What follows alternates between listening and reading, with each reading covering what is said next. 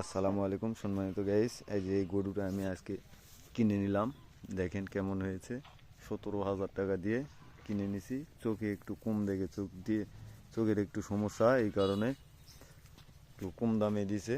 তো সেই জন্য কিনে নিলাম। দেখি চিকিৎসা করব, করে ভালো হয়ে যায় নাকি।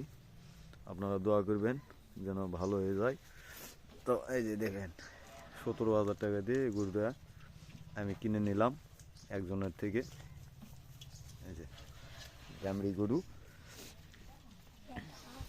দেখেন এই যে দামড়ি গরু। কালারটাও সুন্দর, সাদা কালার। শীতের কারণে একটু অন্যরকম দেখা যাচ্ছে। তো গরম পড়লে আস্তে আস্তে হয়তো লোমগুলা কেটে যায়, আরও সুন্দর দেখা যাবে।